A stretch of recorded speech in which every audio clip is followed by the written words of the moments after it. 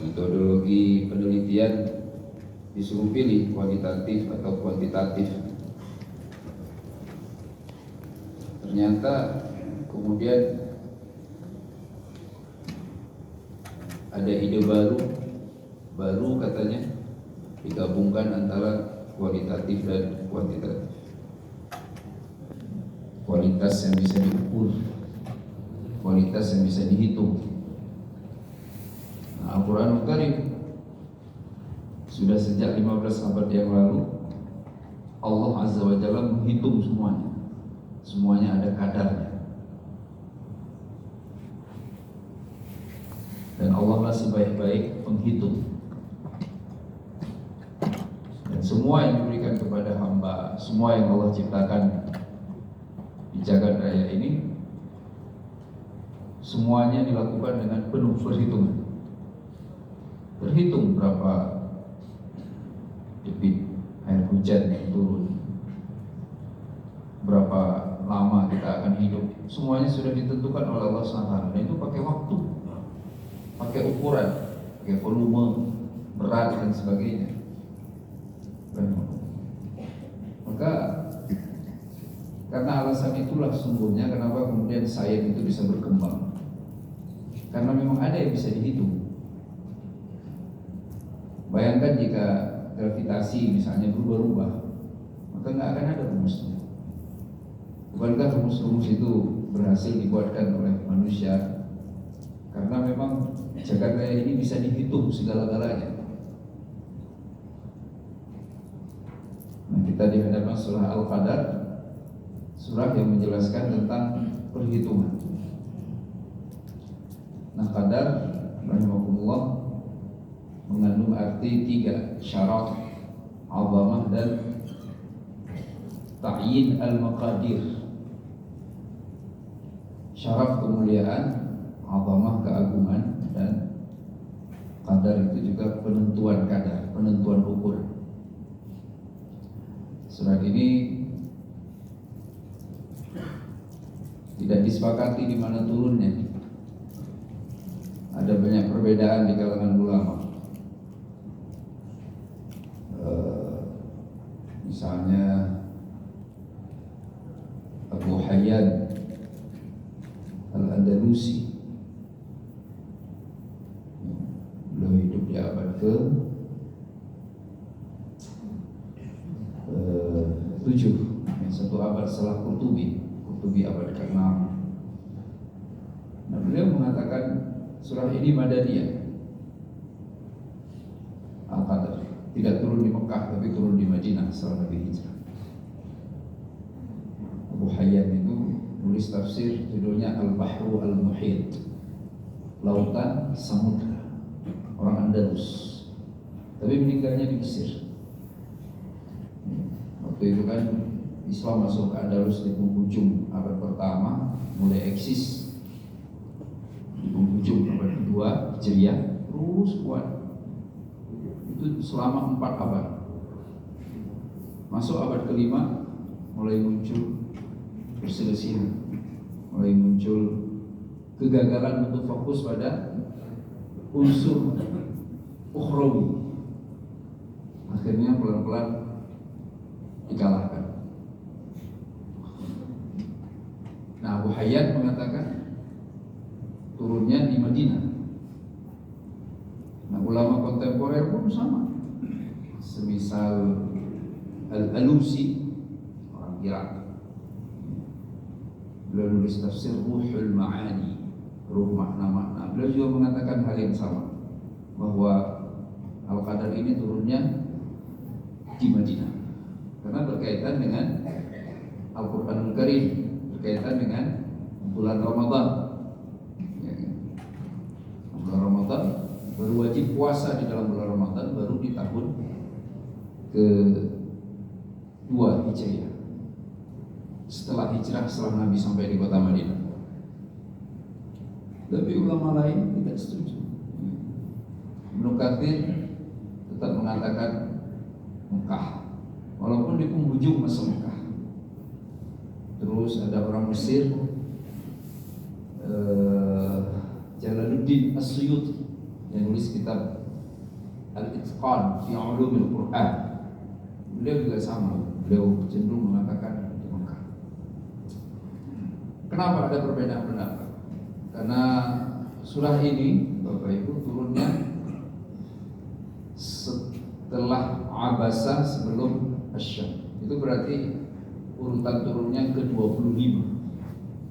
Sehingga ulama sekarang yang mengkaji kapan persisnya Al-Qadar turun, mereka menyimpulkan perbedaan pendapat ini muncul karena Al-Qadar turun di penghujung masa dakwah Nabi di Mekah. Sehingga ada yang menganggapnya enggak setelah hijrah di Madinah, ada yang menganggapnya masih di Mekah ketika enggak lama setelah itu Nabi berhijrah ke Madinah. Surah yang ke-25 turun pada Rasulullah SAW. Nah, rahmatullah,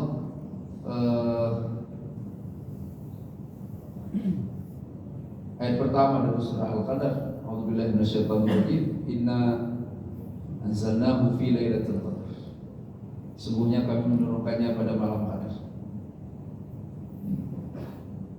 Imam Zarkashi itu beliau dulu mazhab fikihnya Mu'tazilah. Ya, pernah dengar Mu'tazilah? Cikal bakal saudara-saudara kita yang jaringan Islam liberal sekarang. Mu'tazilah, tapi bedalah kalau zaman dulu Mu'tazilah itu benar mereka mengedepankan logika, tapi serius sekali membela Islam, bukan malah berkongsi dengan musuh Islam atau terima bayaran dari musuh Islam. Itu bedanya. Dan teman-teman yang bergabung dengan tren berpikir Islam liberal, masya Allah, hanya mereka gak terbuka aja menyampaikan, ya, bukan lagi sekedar berkongsi, tapi mendapat nikmat banyak dari mereka yang tidak suka dengan Islam. Beda banget dengan zaman dulu. Mu'tazilah itu pure, murni, berjuang demi Islam. Mereka punya target Islam harus bisa dipahami dengan nalar. Target mereka mengalahkan filsafat Yunani. Tapi kemudian mereka tergiring untuk lebih mengedepankan akal dibandingkan wahyu. Di situ mulai muncul masalah.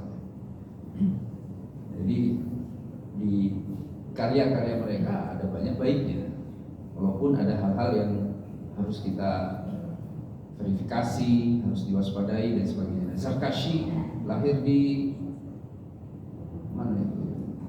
Tuh,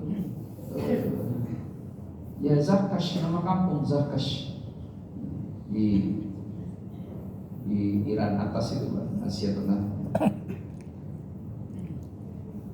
Turkmenistan. Meninggalnya juga daerah sini Iran. Kalau Bapak ingin mudahnya bayangkan Iran, tapi bukan bagian bawah, yang ke atas, yang ke tengah. Laut apa itu? Laut Arab ya. Nah, rahimahullah, beliau wafatnya 535 Hijriah di abad ke-6. Beliau mengatakan ya, yang pertama ini mengandung 3 hal. Kemuliaan Al-Quran, yang apa yang beliau sampaikan ini kemudian dinukil oleh banyak mufassir. Ibnu Juzai pada abad ke-6 juga menukil perkataan beliau dan sebagainya. 3, kemuliaan Al-Quran, karena tadi Al-Qadar artinya kemuliaan. Inna anzalnahu, nah kami menurunkan, kami Allah. Tapi Allah tidak mengatakan aku, bukan, ayatnya tidak berbunyi inni anzaltu, tapi inna anzalnahu, sesungguhnya kami. Jadi Allah langsung sandarkan kepada zatnya yang maha agung.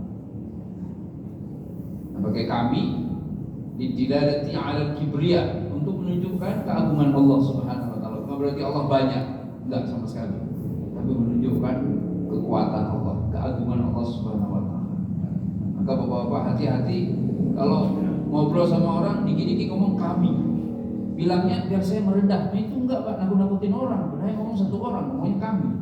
Alhamdulillah kami sudah bisa datang ke sini. Orang bingung ada berapa mobil itu ya. Enggak ada, dia datang sendiri. Bagi kami Allah menunjukkan keagungan. Itu kemuliaan pertama. Langsung disandarkan ke Allah. Padahal kita semua tahu bahwa yang membawa menyampaikan Al-Quran kepada Nabi Sallallahu Alaihi Wasallam bukanlah Allah langsung, bukan Jibril Alaihissalam. Tapi Allah mengatakan kami yang menurunkannya. Ya, Allah yang menurunkannya langsung kepada Nabi Muhammad SAW. Jadi Allah menisbahkan Al-Quran kepada Zatnya yang Maha Agung. Itu kan menunjukkan kemuliaan. Mirip Nabi SAW waktu jalan sama paman Abu Thalib ke Syam. Ditanya sama pemuka agama itu, ada rahib ketemu, terus nanya, ini anak siapa? Apa jawaban Abu Thalib? Anakku.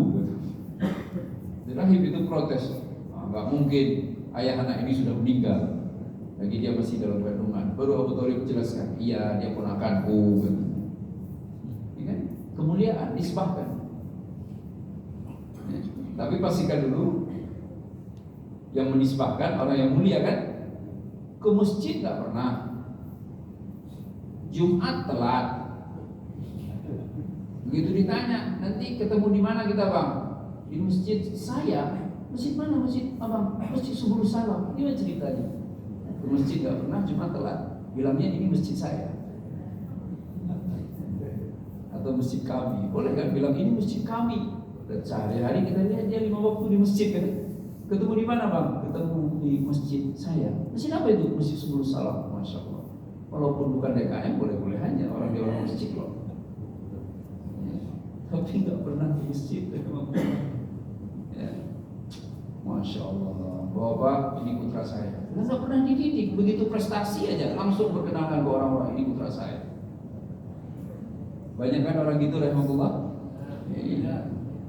Yang paling sedih itu yang para saudara-saudara kita yang dapat amanah dari Allah jadi pejabat kan. Beliau dulu merintis